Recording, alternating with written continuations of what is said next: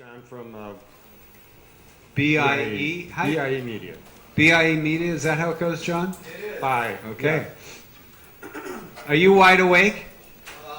I know Greg's trying to sleep. I'm just trying to Keep him awake? keep him awake. Good. Yeah, we're ready for that. So, Thanks for being here, John. thank you very much. Before I start, if my voice seems to crack a little bit, I'm a talker, and I've been on the road for a week and a half, and I haven't stopped talking. So I started losing my voice 3 days ago, and last night Neil said, "Why don't you just shut up?" And I was like, Let me just say, when I met John at dinner last night, he was a fisherman, and by the end of dinner, he was in the tequila business. Okay, so yeah, well, we'll leave it with the tequila. I'm here today because most of you have some familiarity with video. When did video become such a buzzword? When did this happen? Did it sneak up on us? Was it something that happened in the last year?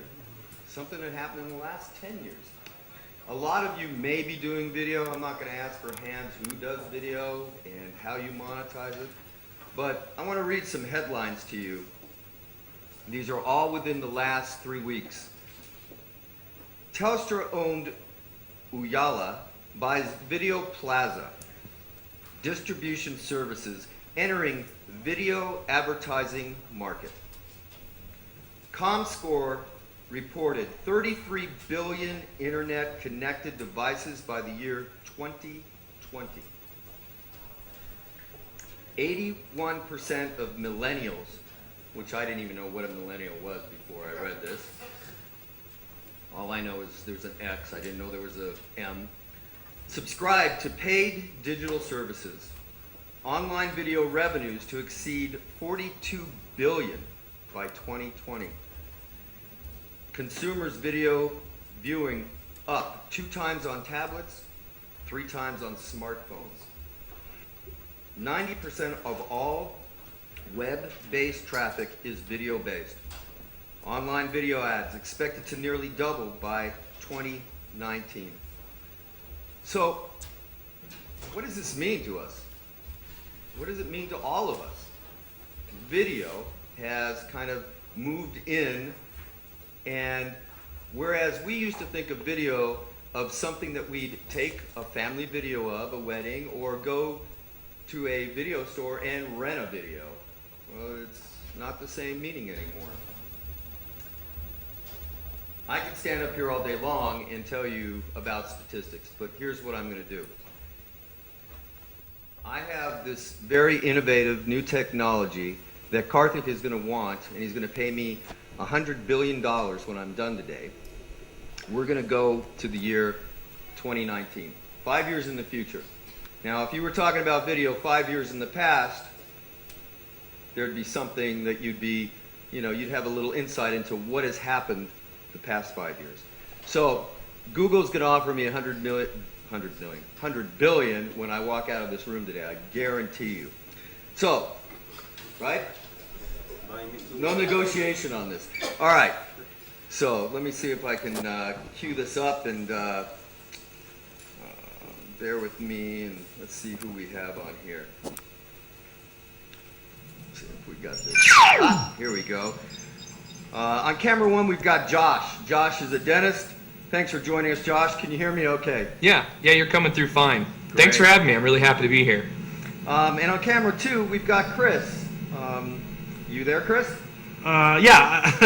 Sorry, I'm here. Sorry about that. Hey, everybody. Not a problem, Wow. Chris. Thanks for joining us. Take a moment if you need it. No, I'm good. I'm good. Thank you. Chris is also a dentist and owns a small practice. So here we've got Chris and Josh, both operating in the same profession, both well suited for utilizing digital services. Let's hear from them on how video has played a part in the last 5 years in the marketing process. Josh, can you tell us how you've made video a part of your directory marketing strategy and what sort of impact it's had?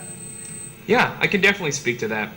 We realized early on that a significant portion of the population was moving towards mobile content, and with that, primarily video. So we decided to start focusing more on developing content alongside our directory marketing that engaged and leveraged that new technology. Great. Can you tell me in what ways you have found video to be most effective since you implemented? Oh, in numerous ways. It's made our company more competitive, and it's certainly increased our client base.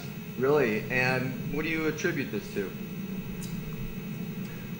By making use of introductory videos, we've seen far fewer no-shows. And furthermore, even 5 years ago, search engines were already giving priority to websites that contain some form of video. That emphasis is now the standard. Our favorable position with search engines like Google can be directly attributed to our increased use of video. Wow, great. And so, Chris, have you found the video similar impact with your business? Well, we've taken a more traditional approach to marketing. We've always had good luck with word of mouth type initiatives, and it seemed like video initially didn't offer that much that was really relevant to our practice. Unfortunately, we haven't seen much impact simply because we didn't embrace video like we probably should have. Okay, well, that's interesting. If I may, I'd just like to point out that we found video to be very relevant for our practice. We've been able to utilize it in many ways, not the least of which has been to help inform our customers about our updated services and practices. We find that new video content dramatically increases the amount of time our visitors spend on our site, and they're now coming in asking for new, more advanced services. That's great. So you're seeing that video really does have a purpose within your overall marketing strategy, and that it was more than just a fad here today. Oh, absolutely. It's clear even to me that video has become the preferred way of communicating. Everything we had been told about where mobile and video marketing was heading has come true, and we're able to directly attribute our growth to that continuing trend. Interesting. And Chris, what's your take on the current environment? You mentioned that your strategy has been more traditional. How do you perceive the effectiveness of that? Chris, you with us? Chris? Huh? Oh, yeah. sorry. I was just looking through Josh's website. Wow. There's a lot of great content on here, a lot of great videos. Anyway, I was hoping you might be able to speak to your perception of how effective a more traditional approach has been for you over the last 5 years. You know, it's been business as usual. I think what we've got going for us is that our customers trust that we're always going to offer them the highest level of service. If they want information or they want to leave a comment, they can always fill out a customer feedback card. Interesting. So Josh, Chris has given us a bit of insight into his marketing strategy while not utilizing video. Can you elaborate on the growth you've seen through your strategy? Of course. I think I already touched on the fact that these videos have helped engage our customers. But one thing that we hadn't anticipated was that this would really help further our growth in other ways. We've gained more insight into who our customers really are and what their needs are. This has been so valuable and helped us make informed decisions regarding how we grow as a company. Oh, great. Hey, thanks, guys. It's been a pleasure. Appreciate looking into 2019. 2 quick questions for you before you go. Should I buy more Google stock? And who wins the World Cup in 2018? What? Come on, you know I can't give out that information. All right. Well, I'm not going to have to be... I won't be so rich unless I know who wins the World Cup here. What was that? I heard about 3 or 4 different things happening there at the same time. So look, we can all look back on decisions, bad decisions, good decisions that we've made. The bad ones we try to learn from and we try to go forward with.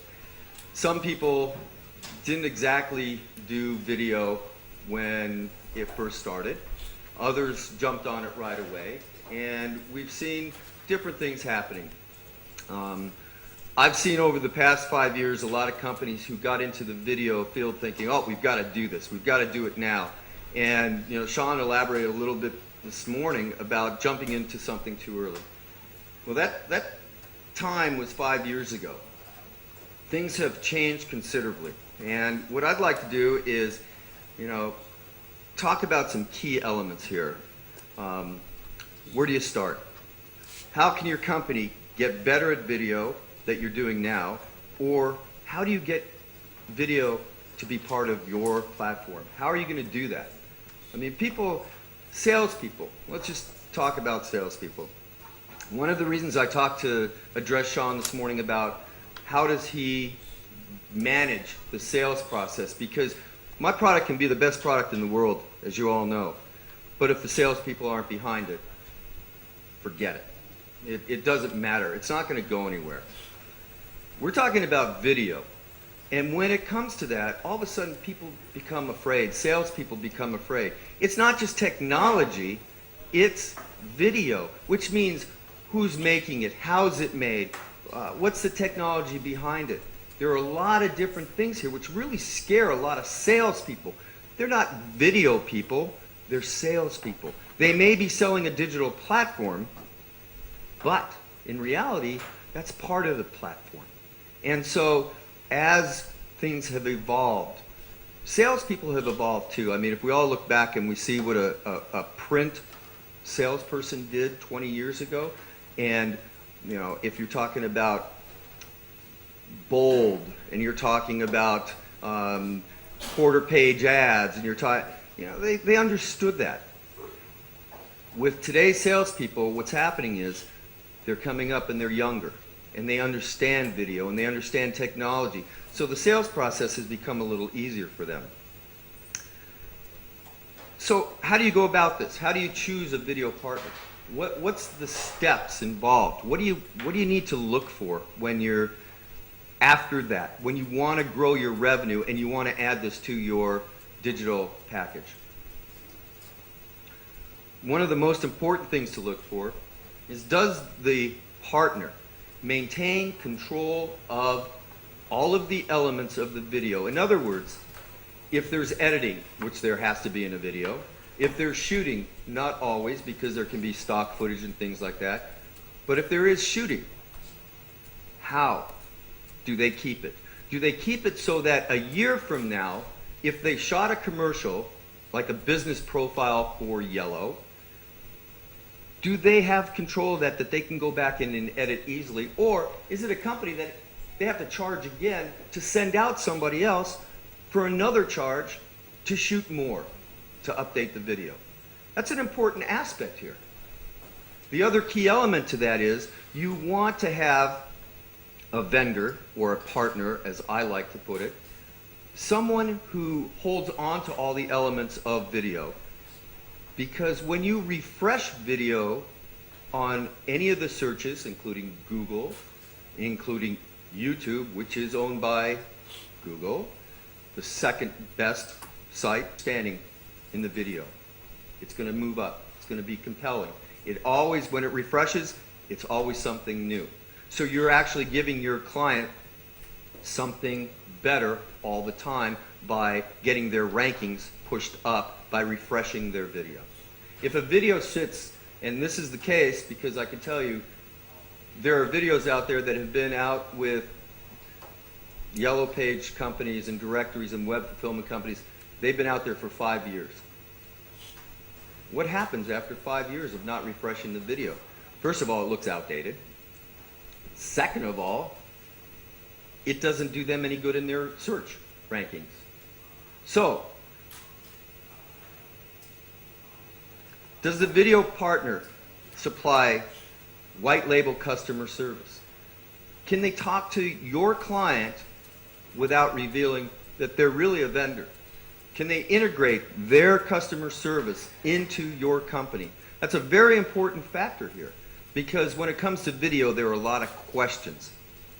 And if you have a vendor or partner who has a really, really good customer service white label group, I'll give you an example. For Dex and Supermedia, who are my clients, for Census, we use a separate 800 number or a separate dedicated number where they call that number. We're the ones answering the questions about video and about the production. The salespeople don't need to know everything about it. They just need to know that when they're selling the digital package, it's included in the package. And from there, they have choices of what kind of video that they're going to offer. Hosting capabilities, distribution to multiple platforms. Does the partner provide technical support? API services, player development, so that you have an active player where if you're a restaurant, you can get a reservation immediately by pressing the button, clicking the button, or you can get a plumber, or you can write a review, or do all these things within that player environment that the video lives in. Most importantly, if video is going to be successful with a company, you have to have a partner who has the capabilities to scale.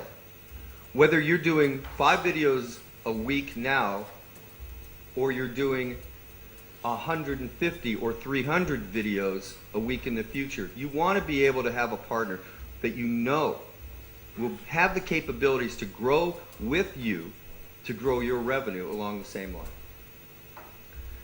Video is a very powerful medium. There's a story that's told through images, and these images are very powerful. People love to see it as long as it's short. You can't have a long video. You can't do something that's 3-4 minutes because you lose that person. You have to be able to tell your story within a 60-second, a 90-second, and you have to be engaging. It has to have good quality. It has to be informative. It has to engage that person. And if it's on a mobile device and they're walking and they're trying to make a reservation someplace, they want to be able to see the restaurant. They might want to see the menu. They might want to see all these things. So it has to be quick. One of the things that I know about the younger generation, because I've got 3 in my house. Well, they're not in my house anymore, thank God. But I have 3, is that I've recently compared them to a ferret that's had 2 espressos, because they don't stop moving. They are constantly moving, constantly looking at things, constantly. This new generation, the one that we're all trying to gain revenue from, the ones that we're trying to reach out to, they are the ones who engage video the most. It's no coincidence that someone watches a video and increases the chances of the buying factor of the service or the product by 85%. It's a fact. Video has become a very important part of what you're doing. It is, I heard earlier today about the fact that the revenues, your margins are not as great as they were. That's not necessarily true with video. Our video partners can charge a price and charge it on a monthly basis. The video itself is paid for within a very short period of time, but that revenue keeps flowing to the directory. And it doesn't matter whether it's a simple montage video or whether it's an animation or a shoot. They all generate revenue. So margins are great. They are anywhere from 100 to 500% markups for the directories. So with that, I'll open it up to any questions, anything that you have. Happy to answer and get a discussion going.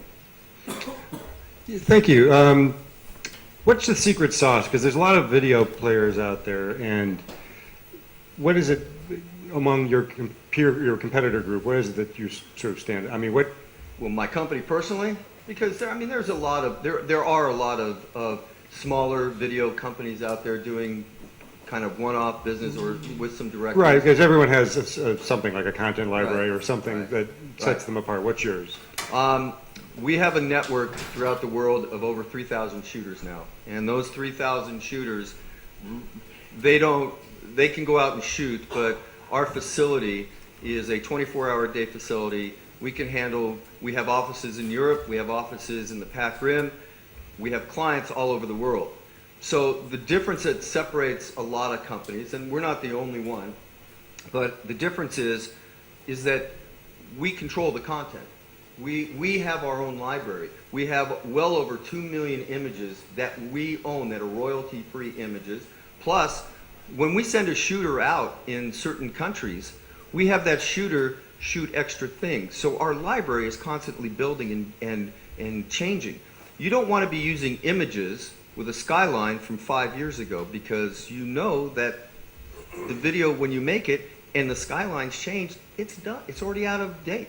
So the player environment, does a partner offer players? And do they offer to make players? And what do they do with those players? Can you have buttons that, it can be a variety of buttons. They can be share buttons. They can be all kinds. So the player environment itself is very important. Do you have to go find somebody to do a player in that environment? Or does a video vendor have that technology and that capability to provide to you, along with the hosting capabilities as well? Jon, can you give us a sense of how much your partners charge for sort of the basic, there must be tiers. Just give us a quick sense of that, and how long it takes from the customer saying yes to the customer saying, wow, that's great. So one of the key aspects that we've done lately, when we go into a census who has had a prior video partner and they've had a bad experience and things aren't going great, one of the things that we do is that we try to tell them that bundling a video doesn't cost you anything, because you're passing on that cost in the digital package to the client, to the listing, the paid listing. So montage videos, for instance, a simple montage video. Now, there's automated montage video where the voice is automated, the pictures are automated, you don't know what you're necessarily getting. Those videos are relatively cheap. My company doesn't do that. Every video that we make is handmade. It doesn't matter. We've done videos this past year in 27 different languages. It doesn't matter. We have the editors, we have the shooters. So, stop. What are you doing? Hey. Yeah, you're coming through fine. I Thanks hope for having not. me. I'm really happy to be here. No one's asking him questions that time.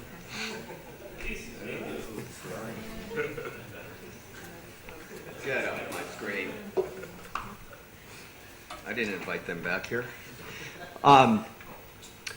So there are a couple of companies like myself, very few though, that handle the process, all the process. We want to make this a one-stop shop, and we want to make it so that we do all the heavy lifting.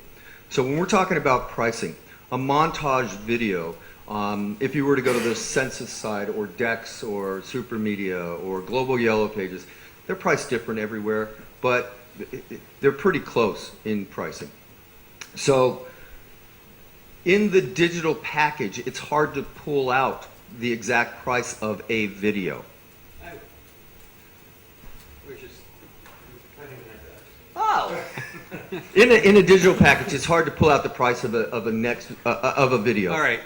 Then tell me how long it takes to get one done. You don't want to share the price, that's okay. Anywhere from 48 hours on a montage and hand montage to 5 days for a shoot, a location from the time the order is in to the time it's returned to the client. 5 days? 5 days.